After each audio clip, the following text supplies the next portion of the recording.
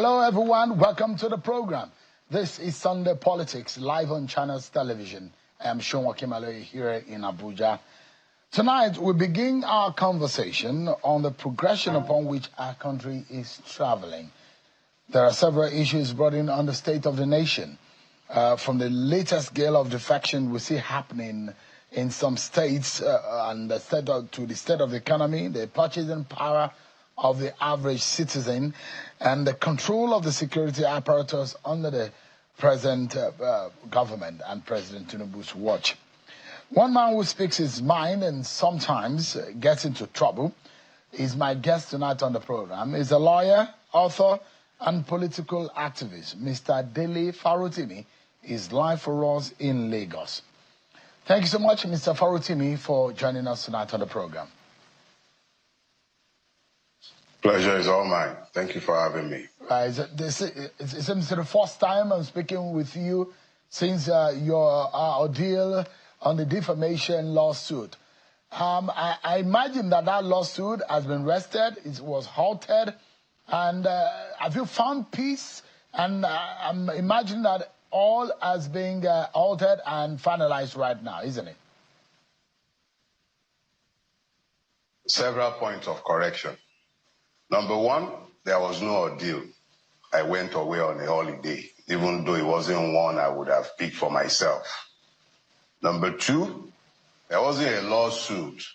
I was maliciously hauled away from this very seat to Ekiti State without the warrant of law. But that's another story for another day. But as far as having peace, I'm completely at peace. There's nothing that makes you sleep better than a clear conscience. I'm fine, thank you. Have you made peace with the complainant? Oh, I was never at war with the complainant. He was perhaps unhappy with me, but I am told that some do-gooders, good Samaritans have gone to see him and he has stopped being so angry with me. So I was never angry with him. I wasn't even angry with the idea of being hauled to prison. It was just good rest. Well, in all, you are thankful to those who mediated in the matter, which had laid that matter to rest now. Let's be very clear about something. Like every other Nigerian, I woke up to hear that some people went to see Ariafe Babalola to appeal to him.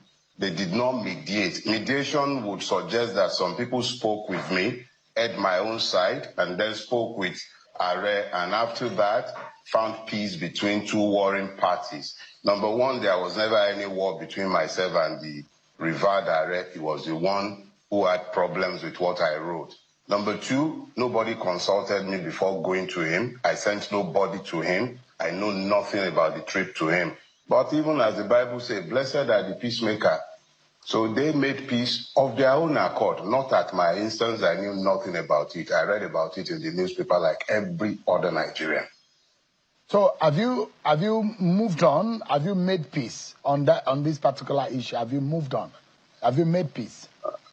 To be frank with you, when you use the word peace, let me continue to reassert that I was always at peace. But when it comes to demanding an account of those who have perverted the powers of the state in pursuit of a private cause, you can be certain of one thing. Some people will account for my incarceration.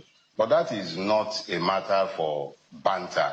That is something for the courts to decide. You will recall that even though 2 criminal cases were filed against me at the instance of Afe Babalola and co., both charges were withdrawn.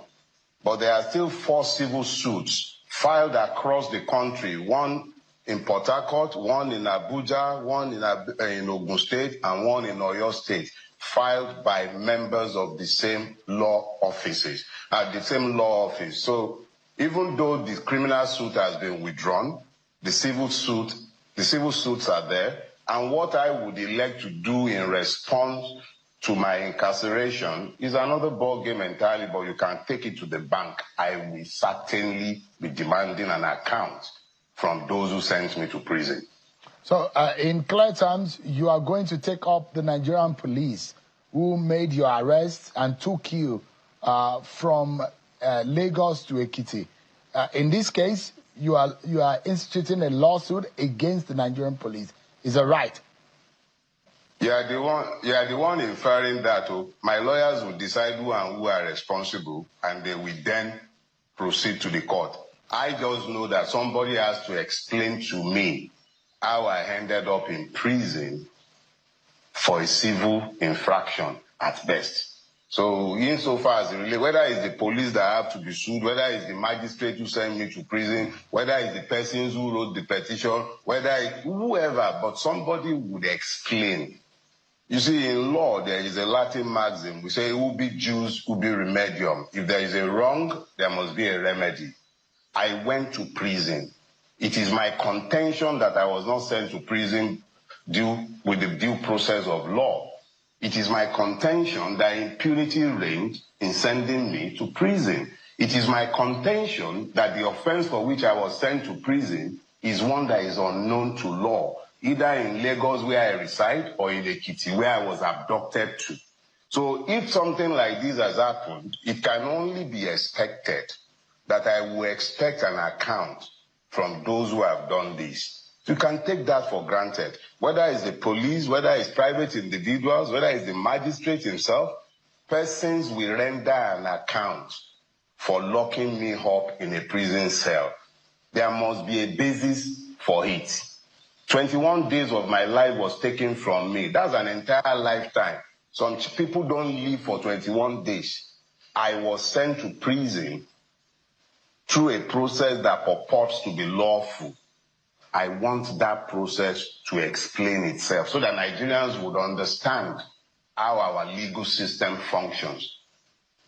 I hope we're clear. So I'm at peace. Yeah. So I was going to ask you, the system to be accountable. Yeah. Is there any lesson you perhaps have taken away from those 21 days and this experience altogether? Just that it just reinforces my belief that the Nigerian legal system is completely unfit for purpose, that the law does not rule in Nigeria, and that the Nigerian is essentially a victim of the rapacious system that pretends to administer law. That is all there is that I have learned from it. It reinforces a lesson. That is all that has happened. Is it a lesson? Is it a lesson? Yeah. Is it? I mean, you say it reinforces. Is it a lesson of regret, or a lesson of assurance of a future hope, or a lesson of a perpetual disgust about what you have written in the past about the Nigerian system generally? Look, Sheon, I am not new at this rodeo. I'm 57. That's several lifetimes. In a country like Nigeria, I've already lived beyond the expected lifespan of a man. I am not surprised by what happened to me. It has happened to multiple persons before me. If you pick up the book and you read through it, you'll see that even before I got into the body of the book itself, I made clear that I expected to be persecuted for the things I had to say. So nothing happened to me that I did not expect or anticipate. A day before I was abducted, I addressed a press conference where I made clear exactly what was going to happen based on my knowledge of the system in which I live. So nothing has happened to me that was unexpected or surprising. Nigeria runs a criminal enterprise, and that is what you have seen at play. They say they say you are a thief and you carry a goat, strap it to your back and you are busy dancing. Is it not enough evidence of the fact that you are a thief? I spoke about a criminal justice system and I spoke about the criminality of the system. And the system went ahead and proved each and every word that I have spoken in my book. They said the hunter went to the forest and he killed lions, he killed elephants, and you say, no, he's lying. Then he came into the house. Goats are dying. Chicken are dying left and right. And you want more proof. I said the system is criminal, and the system proceeded to illustrate its criminality in full glare of the public. And you think I am overjoyed. The system proves me right. It illustrated everything I said, everything I claimed were done in hiding, while repeated right there in the glare of the public. So how could I be anything but happy that in my lifetime, for my very before, the system is busy proving me right? Mr. Mr. Farotimi, from the ground. Yeah, of course. Yes. By your name, if you are an Opele man, either the one that you are conscious of or the one your parents are conscious of. You are an Farotimi, so that proverb suits you very perfectly. But, I mean, jokes apart, you have gone to court. This is the same court system that you don't believe in. Is that not contradictory or ironic? You see, you need to understand something, Shion. I am a man who has weaponized my brain. I don't carry guns. I have no cordials. I have a weaponized brain. A legal system is necessarily required to be transparent. Every time I go to the Nigerian court, I'm actually trying the system. I'm placing the system on trial in front of the people. I want the system to dance azonto for the people. I enjoy having the system strip itself naked in the marketplace and prove each and everything that I say about it. People make up systems. I'm a Nigerian. I didn't come from Ghana. I'm not a saint. Not everybody in the judiciary are saints, but not everybody there are also sinners. And the beautiful thing about the law is that it requires transparency. I will place my case before the court. The court is split in two. There is a court of law, and then there is a court of public opinion. The people have eyes, they have ears, they have brains in their head. They know that 2 + 2 must equal 4 unless something is hiding somewhere. So each time I take a case before the court, I take it before the court conscious of the fact that the system is corrupt. It's not just the persons. I'm not talking persons. I'm talking about a system that is not designed to deliver justice. So that system that is not designed to deliver justice, I enjoy testing it, placing it on trial, putting it before the people and offering it the opportunity to either prove me right or prove me wrong. I'm not afraid to do that. It's the only thing left to me. If I'm not going to do that, I'm going to have to start carrying guns and cordials, and I don't have the capacity to do that. But when it comes to using the law as an instrument of war against a debauched system, count me in every day of the week. It is up to them to decide whether they want to do justice or whether they want to make it business as usual. That is their call, not my own. My own is to test that system and offer them the opportunity to prove that they are capable of delivering justice or confirm that they are useless. It's their call. So you actually don't think, or you don't believe that the Nigerian court system has a capacity to deliver justice, but you are just trying to patronize it. So in the case that the lawsuit, it was just an exercise for fun, isn't it? No, you are the one who is describing it as an exercise for fun. The thing about the law is that 2 + 2 can equal 4 in law. It can be an exact science sometimes. Look, I assailed the Nigerian system, but I have never failed to test it. I have always used it in my wars against this system. I think it was in 2023, the Court of Appeal freed me in a charge that was pending over my head, where I had been convicted already, persecuted by the EFCC. It took the Court of Appeal, which I constantly assail, because if there's only one justice that is corrupt in a pool of 100, you have a corrupt judiciary already.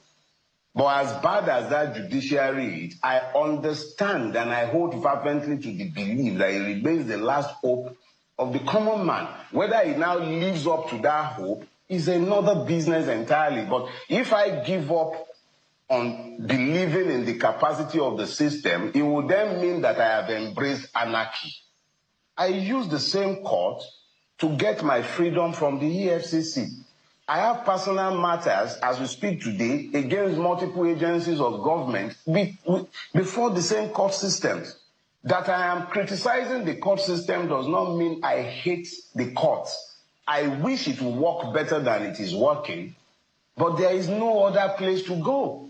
The judicial anarchy that I decry every day is because I am worried about the consequences of having a system that we don't have any hope or confidence in.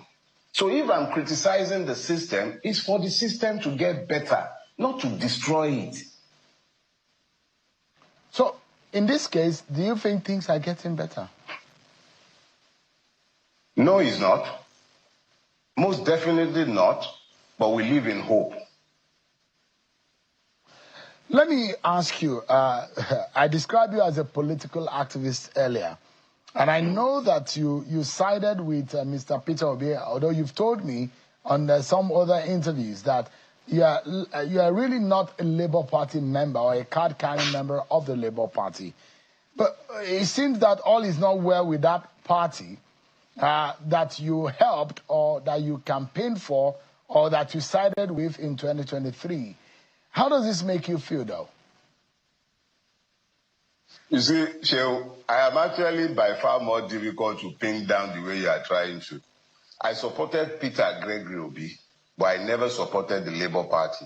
And I was very, very specific in constantly reiterating the fact that I am not a member of the Labour Party. I support, or let me use the word, supported Peter Gregory Obi in 2023. The objective realities and the quality of the candidates on the ground conditioned my position.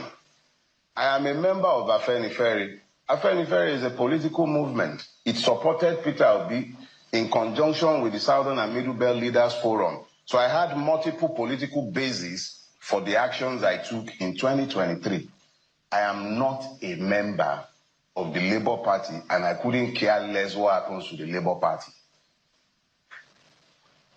But is that not, I mean, that doesn't sound right, though. Except if you're saying, just a moment. No. Just a moment. Let me land on my question, Mr.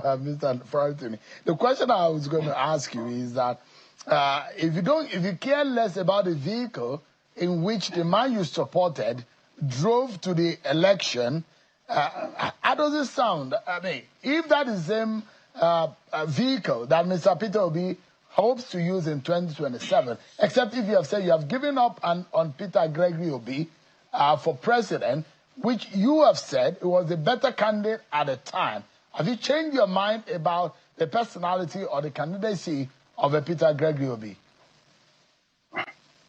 You see, Shehu, in Nigeria, when you are discussing any sort of political question, more or less, you have to deal with nuances. Number one, you don't have political parties in Nigeria. You have election platforms. Mr. Peter Obi, I believe, joined the Labour Party only a few months before the election. The Labour Party, since that time, has been busy dancing as Zonto, just like the PDP is also in turmoil. The APC has been the net receiver of the political amajiris and allergies that have been going up and down the place. And in reality, I doubt if anyone outside of the persons who are in the APC and my friends in the AAC, I doubt if anyone can really say this is the political party to which they belong as at today. The reality is that neither the Labour Party nor the PDP is on any sound footing to the point where one can speak to them or of them as political platforms. I don't know where Mr. Peter Obi will be in 2027. I don't know where Nigeria will be in 2027. I don't even know if we would have an election worthy of his name in 2027. The totality of my political focus as we speak today is electoral reform. When we have electoral reform and our votes count, and it's not an INEC that is switching off systems, a court that is declaring a 37th state, and I'm having all kinds of funny things coming out of the judiciary. When we have a meaningful electoral system not one that is full of delusions like what we were sold by Mahmoud, then I would be interested in 20. See, all this discussion about 2027, they are distractions and a waste of everybody's time. Is there going to even be an election? We've had 5 gubernatorial elections, I believe, since 2023 elections. Each and every one of them have been successively worse than the last. Is it in that kind of condition that I will now be sitting down expecting and planning an election in 2027? Would we even have Nigeria in 2027? The people on the Benue Trough, would they be voting in 2027? The people on the plateau, would they vote in 2027? The people who are dying daily of hunger and avoidable diseases, are they going to vote in 2027? 2027 is a bridge too far for the average Nigerian to even be thinking of climbing. I have no interest whatsoever, and nobody can claim they've heard me talk about 2027. I'm not interested in 2027. I'm interested in surviving now. I'm interested in seeing an electoral process that makes 2027 or any other election make sense. That interests me. But I'm told to be speaking to an election in 2027 in the face of our sickling objective realities, it does not interest me. I'm not excited by it. I'm actually irritated that politicians are busy gallivanting all over the place talking about election in 2027. I think it's brainless, if you ask me. The survival of our country should be paramount. A part of my question is whether or not you still believe, although you've said that you do not think that 2027 is up for conversation. No, I mean, the part I'm talking about, Mr. Farotimi, is the part that concerns Mr. Peter Obi. Whether you still think, because at the time, if you think it was the best thing to happen to that election. Today, don't worry. If elections we hold today, remember, I don't do linguistic inexactitudes. If elections where our vote will count would hold today, I'll vote Peter Gregory Obi, unless somebody else comes into the race that I believe can do better. If it's still the same lineup as the last time, it is definitely Peter Obi that I'm voting. I would hope that he would be a little bolder with his policy platforms, but frankly speaking, in terms of capacity, in terms of integrity, there is nobody else that I would be supporting. Something drastic has to happen for me to decide that I'm not supporting Peter Obi. It might be that he teamed up with some objectionable persons that I cannot stomach, maybe because of some people that he might team up with, and that is a real possibility. But outside of that, if there is nobody else, who am I supposed to vote for Bulaba, or is it Atiku that will now queue behind in 2020 if there were to be an election today? But I actually think that our discussions of election today is actually a disservice to ourselves, because we really cannot speak in terms of an election in our current circumstances. I'm imagining that an election in the face. That those who are defecting to the APC, and in their numbers, the girl of defection we saw in Delta said a whole state structure moved to the APC, and those in the APC will say this is a signal that the APC is the sweet and the beautiful bride that is attracting a lot of people from the outside. And at some point, the APC had said, it's a performance of the government of the day, and things are getting better. And that is why the platform is looking so beautiful for others to join.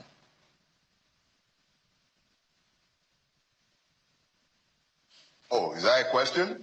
Yeah, absolutely. Because, I mean, in the manner you spoke about the defection. Look, Sheil, let's get something clear. Nigerian politicians have never had differences between them. It is the people who have required unification. Nigerian politicians are as united as they have ever been, and in recent times, they've more or less become as one. It is the people who have been divided into multiple bits.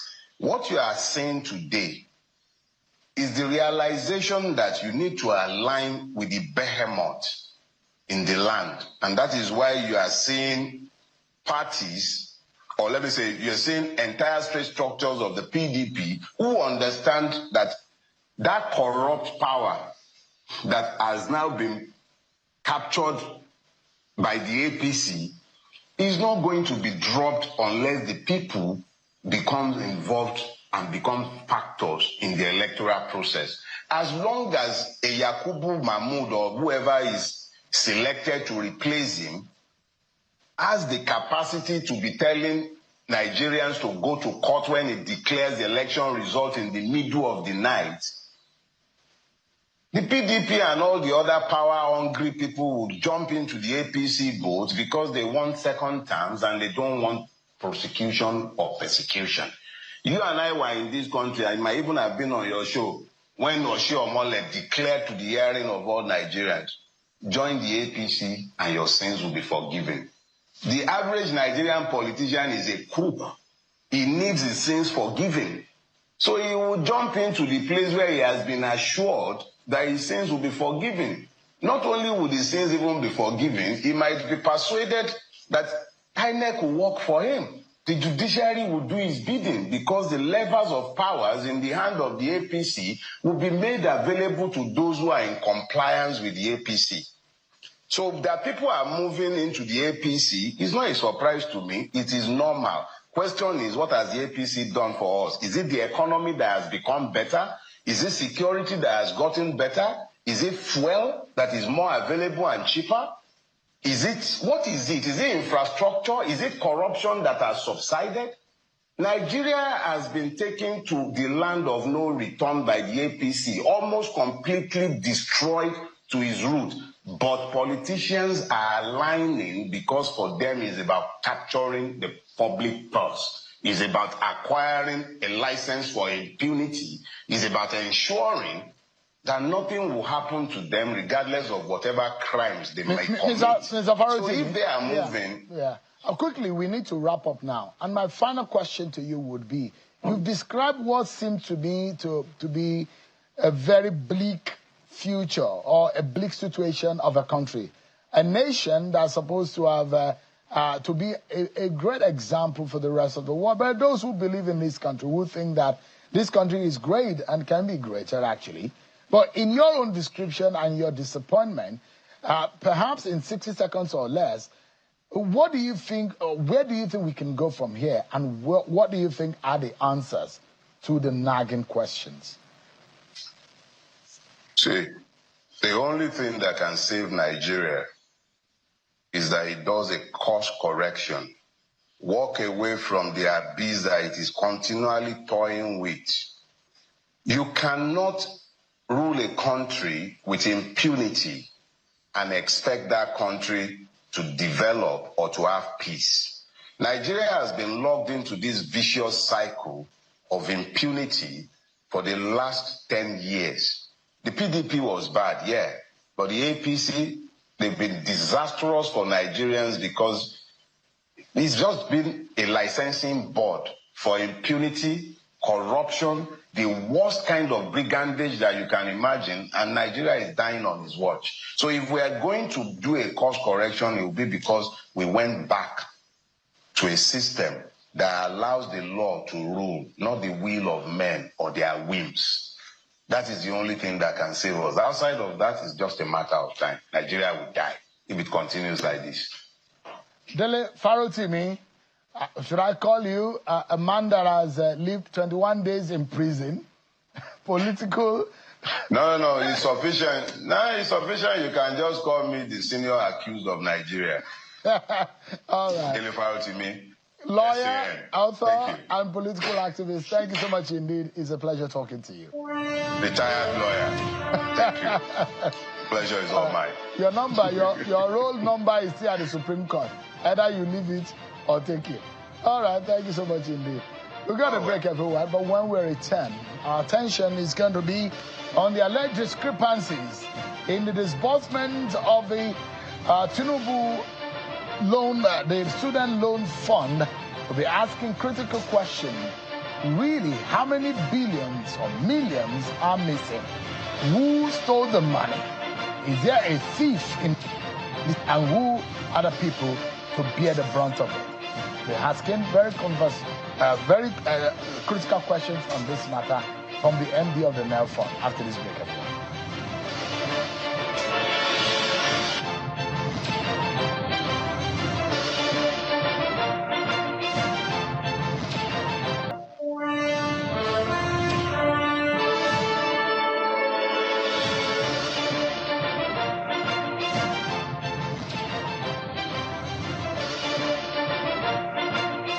Thank you so much, everyone. On this segment of the program, we are looking for the money. The stolen one. Who stole the money? That's a big question, isn't it? So let's get a bit of the background. When the student loan fund kicked off, a lot of Nigerians applauded the initiative as one that will help more students live the dream of going and even, in fact, staying in school. But there were those who had doubts as to how that initiative can be effectively driven, considering the disease that we have always seen befalling many schemes of this nature, where the monies end up in personal pockets of those who just wanted to take those money and steal them and use them for personal purposes. And the issue of corruption overwhelming the whole idea. So recently, the Independent Corrupt Practices and Other Related Offences, ICPC, says it has commenced an investigation into discrepancies in the disbursement of the student loan, saying 71 billion naira has been unaccounted for in the scheme. ICPC's move came after reports that some institutions were involved in illegal deductions and exploitations related to the student loans scheme under the Nigeria Education Loan Fund, NEL Fund. The schools were alleged to have made illegal deductions ranging from 3,500 to 30,000 from each student's institutional fees obtained via the NEL Fund, prompting ICPC to begin an investigation into the matter. The Commission says its preliminary findings reveal that while the federal government released 100 billion for the scheme, only 28.8 billion was disbursed to students, leaving 71.2 billion unaccounted for. Worried by this development, the National Association of Nigerian Students vowed to protest the alleged discrepancy. The National Orientation Agency was one, perhaps, who voiced out first, alleging that certain schools, conniving with some banks, delayed payments to students who qualified for loans so they could make money off the situation. The ICPC then came out to clarify that there are no discrepancies in the disbursement of loans by the Nigerian Education Loan Fund, NEL Fund, and this was captured in a statement released by the spokesperson of the Commission. Not long after, the ICPC retracted its earlier claim of discrepancies in the disbursement of the student loans under the Nigerian Education Loan Fund, NEL Fund. ICPC Director of Public Enlightenment and Education, Demola Bakare, issued a retraction in a revised statement just hours after the Commission's earlier update suggested that discrepancies were already established in the student loan disbursements. Well, to shed more light on this, and let's ask the man whom the President and the government has handed over the 100 billion to let us know where the 71 billion is and who has stolen the money, where the 28 billion is, who has received the money. Mr. Akintunde Sawyer is the Managing Director of the NEL Fund. Thank you so much, Mr. Sawyer, for joining us tonight. A very good evening to you, Mr. Is there a Ghana must go where the money is at? Because we're still looking for the money. We're all looking for this so-called money. But who stole the money, Mr. Sawyer? So first of all, let me be very clear. No money has been stolen.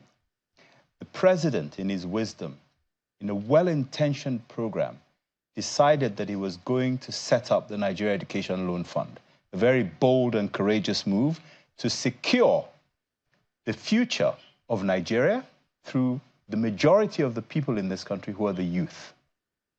This scheme is supposed to protect the interest of young people who want to attend and get the very best education from tertiary institutions. So the funds that we've been given is to bridge the gap for those who don't have the money to be able to attain the education.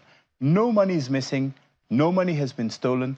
There've been some issues with what happens at the phase of this where human intervention comes in. So let's break it down. So I don't want Nigerians to be taken for granted tonight. And I'd like us to really deal with the matter because it involves about 71 billion naira that we're talking about. Did the MD of National Orientation Agency meet with you some weeks back about the reports from the other local levels brought to him as to how some universities and some banks are conniving to delay. It was first the issue of delay in the disbursement of the funds. But later on, there are issues as to where the funds were. Did you meet with Mr. Oniru? So I meet with Mr. Oniru regularly, but the conversation you're referring to took place on the telephone. But let me go back and just continue to correct this misconception. 71 billion is not missing. Okay, so let's break it down. So I wanted us to go into the bits and pieces of it so that our Nigerian viewers who are watching us tonight can understand. Has there been a disbursement of 100 billion? No. How much has been disbursed? Okay, so first of all, let me tell you, we've received not even 100 billion. The Nigeria Education Loan Fund has received about 203 billion naira. 203? Okay. 203 billion, and I'll break it down for you. 10 billion from appropriation, from the Office of the Minister of Finance, through the Office of the Accountant General, 50 billion from the EFCC, proceeds of crime, 143 billion from TET Fund. So you can see already the actual amount received is actually in excess of what's even been said to have been received. Of that, 54 billion has been disbursed to date. 30 billion of that has gone to institutions. 24 billion has gone to upkeep. So there's a pocket money side to this. So that's 54 billion disbursed. Already in the space of about a year? In the space of about 11 and a half months. Okay. So 54 billion out of 243. Yes. Am I right? Yes. So we have left... Sorry, not 243. You said two... So no, I broke it down. Yeah, 10 billion, 50 billion, 143 billion. 143. Yeah, that doesn't come to 243. No, so it's 60 plus 143, that's 203, thereabout. Correct. All right. 203 billion, yes. That is the total amount that has been given to Nel Fund. Absolutely. Out of which 54 billion has been disbursed. So you have in excess of about 140 billion. Correct. Right. Correct. Now, in that 140 billion, where is the controversy? I suppose that it is in the... Because the 140 billion or thereabout is in the bank at the moment, correct. Right? It's in the your central account. bank. It's in the central bank. It's in Nel Fund account in the Central Bank of Nigeria. All right. So the problem is with the 54 billion. What's the problem with the 54 billion? Has there been any issue complaints to your office about delay in disbursement from the school side to the student side? Okay, so let me correct a misconception there. There is no disbursement from the Nel Fund account through the schools to the students. The Nel Fund money goes to the schools for their tuition or their institutional charges. The schools are supposed to give unfettered access to the students for classes. The schools do not disperse to the students, except in the case where the student has already paid their fees, in which case there's been a double payment. So the student has paid their fees, Nel Fund has paid their fees, there's a double payment to the school, there should be a disbursement back, effectively a refund to the student. In certain cases, that hasn't happened. The students are not receiving the refund. So Nel Fund has paid, they should get something back. The schools are not refunding them funds. That's a serious problem. Because the whole idea of... How much of these cases do you have? Well, we think this is happening in about 30 or so institutions. But we're receiving... For about how many students? 30 institutions? Well, there's an investigation going on. Because it's very difficult for the students sometimes to come out and say that this is happening because they feel afraid that it might compromise their education. So there's a very careful, meticulous investigation going on to try to understand where this is happening and how it's happening. Some of the schools, as a result of this brouhaha, have started making those refunds available. But it's not acceptable. Students should not be exploited in this way. The other issue is that in certain cases, we've also had information, and this is where the conversation between myself and the DG of the Nigerian Orientation Agency happened on the telephone. When they went out to try to understand what's going on with the students' loan scheme and how the students were perceiving it, they had specific information that seemed credible from some students to say, look, we applied for the loan. We haven't received value, or we're getting instructions from our school to make additional payments because there's a deadline to be met, even though on their dashboard it says that they've been paid or the school has been paid. So there have been these issues, these sort of suspicions that there's something going on. That has led to an investigation trigger by the ICPC. I can also tell you that the Honourable Minister for Education, who takes this very seriously, has also waded in to say that there will be administrative sanctions. There's some investigation going on at the ministry level as well, and we're collaborating in both. Have you been called by the ICPC for questioning? No. Were you called? Of course not. Was there any investigation on the NEL fund? Look, this is an investigating agency. They have the right to investigate anything and anybody. Have they done the due diligence on your institution to know whether or not you are culpable at your institution side? We've been working with the ICPC way before this issue came up. Remember, this is a country where quite rightly people petition. There have been lots of petitions from students over the last few months to say, what's going on? I haven't received my upkeep, I haven't received my institutional fees. We've been collaborating as partners with the ICPC for several months. It's not just something that emerged So today. to be clear tonight, you've broken it down, how much has been disbursed, how much you have, and I want to understand tonight, and we will get to how people can access the process and get the funds. You're saying if anybody applies for the loan, it's for your school fees, you apply, if it's been granted by NEL fund, the NEL fund pays directly the institution, either a college of education, a polytechnic, or a university. That's how it's been done, right? Absolutely. When the student applies for the institutional charge or the institutional fees, we collate that information from all the applications. We bring it all together for a specific institution. Because remember, these people are applying randomly. We bring it together for a specific institution. We compile the names once we've verified and checked that these are bona fide applications. We send that list to the institution. The institution confirms that these are indeed their students and that the fees are indeed the correct fees. If they're not, they make the corrections and make a declaration back to us. At that point, we remit to the bank account of the institution. I'll make something clear to you. If it's a federal government-owned institution, those funds go into a TSA account because the institutions that are owned by the federal government are obliged to use TSA. In other instances, for example, at the state level, the state-owned institution, we make it payable to their bank account. It could be a TSA, it could be a commercial account. We are not involved in that banking process in itself, but we make the funds available. Two things we do, though. First of all, we make sure that the student knows that the funds have been remitted to their institution so that they can actually attend lectures, tutorials, seminars, classes, examinations. We make it clear to them that funds have been paid. And we make it very clear in our instructions to the institution that these funds are to give the students unfettered access to class. Quickly, Mr. Sawyer, because what you're trying to describe tonight is the process is far and above individuals or ends of individuals in school. It goes straight to the pocket of the school without, it shouldn't have been, there should be any human interaction. Correct. With the and there's a digital footprint. So every single transaction has a digital footprint. On the back end, from your end?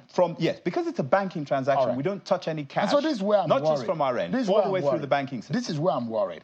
If you say, and your agency maintains that NEL fund has a zero human interface and a fully automated process, if that's the case, how did about 51 institutions allegedly manage to make unauthorized deductions from student fees, allegedly ranging between 3,500 and 30,000? How did that happen? So, look, at some point in this process, there has to be human interface. The point at which we make the remittances to the institutions are then in control to a degree of the funds. And what they have to do is ensure that the students have control over their ability to be able to access classes. At some point, that interaction takes place, but not at the point where money is changing hands. The issue we have here is that the institutions, and I made this very clear earlier, the institutions in some cases, and I don't believe it's 51, I think the evidence that I've seen is that it's probably somewhere in the range of 30. But you know what? This is something that could trend. The numbers could go up, so we want to nip it in the bud. But the institutions at that point are the ones who are supposed to ensure that their side of the bargain is met. we are going to, and we've been doing this for some time, we're going to continue to improve our systems to ensure that the students have unfettered access to classes. It's important to remember that some students are reluctant to actually speak out. On the issue of deductions, I made it clear earlier, schools are sometimes saying to the students, you have a deadline to meet. If you don't meet that deadline, we're going to stop you from coming to class, even though they've already received the funds from NELFund. That's where these deductions are happening, where the students are being told they're being set an artificial deadline that if they don't pay, they can't attend classes. And they have to pay again. Well, and so the monies that were paid already, someone gets it. Well, it's under investigation. We need to understand why people are holding money back or holding access to classes back from those we've already paid for. You have been, there is a statement attributed to you that some of the monies or disputed funds come from education financing initiatives that predate the NELFund era. Is that right? I don't recall ever making that statement. Are there any issues relating to funds exchanging hands when the investigation started? And it does look like there are funds, there are issues with funds. And you said that some of these funds are not really the ones disbursed by the NELFund, but it predated NELFund. Is there any time you said that? Of course not. Okay. Certainly not. What may have been misunderstood, there are people who took loans in the 70s who have begun to pay back to NELFund. Okay, so, but even those funds, we don't have an account to receive them, okay? But that may be the issue. But the funds that we are expending are entirely from the sources that I described to you earlier. There are no supplementary funds that we're receiving from anywhere else. Has there been any resignation within the NELFund since this investigation started? Why would there be resignation? Maybe some people will feel they have some questions to answer. Why would anybody resign? I'm asking, is there any? No, of course you are the not. MD, so you should know. No, I know the answer to the question. I'm asking you, why would anybody resign? So there hasn't been any resignation? There hasn't been a single resignation as a result of this or any other issue.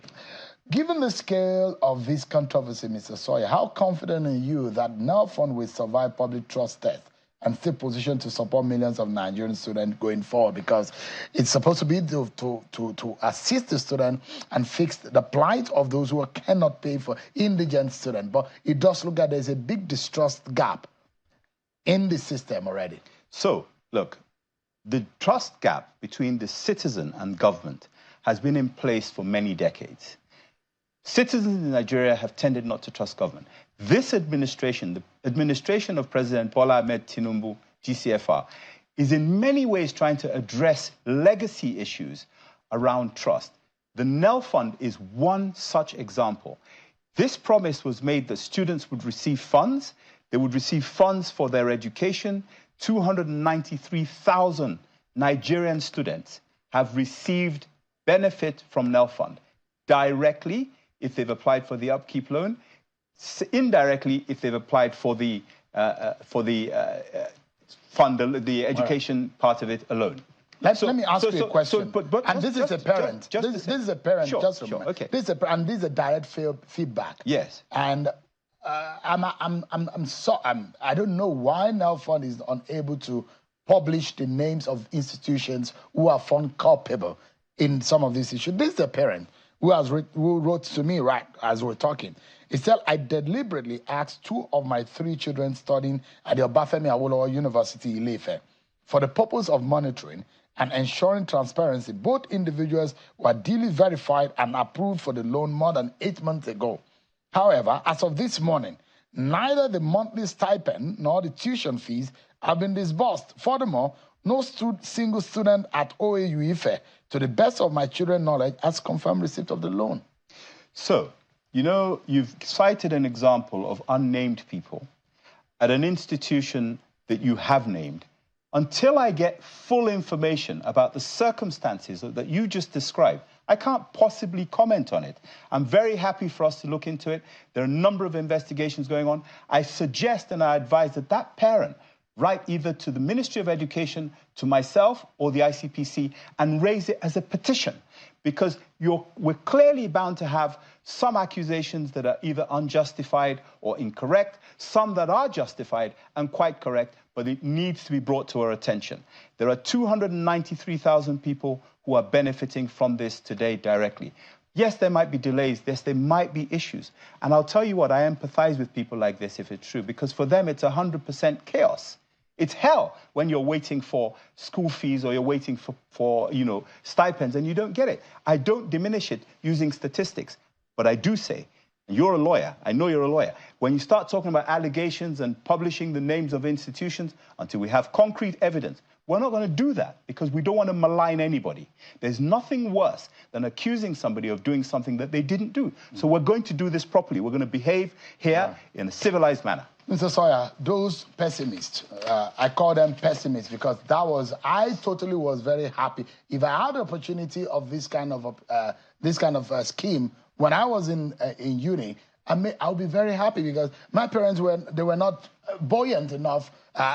They tried to send us to school, but if they had this kind of leeway, maybe we would have lived better. But now, in closing, those I call pessimists who thought that these monies are going to be stolen, and as soon as the story came out, they said we said it that the monies were going to be stolen, and it was ICPC who came out to say they were investigating. But you are saying there's no money stolen, but there are people who are saying that in the tactics that are playing, as we often say, is how the money is going to be stolen. What can you tell Nigerians tonight? That this is for real. And there is there a portal, if you can name the portal, maybe we can put it on the screen, where they can get it done. And the fact that this is not another means of stealing funds, public funds. So look, I can speak to the intention of the president.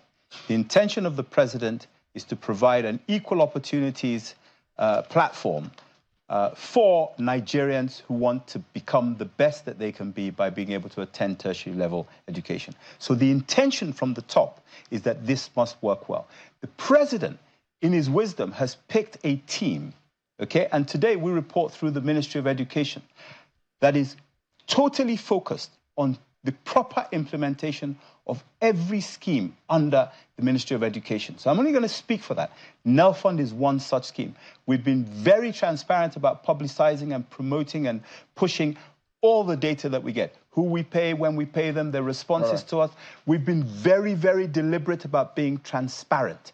And that is probably the greatest legacy that this president is going to leave, that he's set up a program that is going to spread transparency across this country. To the pessimists, get on the boat, because this is a real opportunity. Support the scheme, make it work for Nigeria. Dele Sawyer is the managing director of Nigerian Education Loan Fund, NELFund, the initiative under the Tinubu government, which is law, by the way, whether the Tinubu government goes or comes. Absolutely. Thank you so much indeed for your time tonight. Thank you for having me. Will you have me back? We'll keep our eyes on the, let's do that. On the money. Thank you so much. That's our show for tonight. Many thanks for watching. I'm Sean Kimale. God bless Nigeria.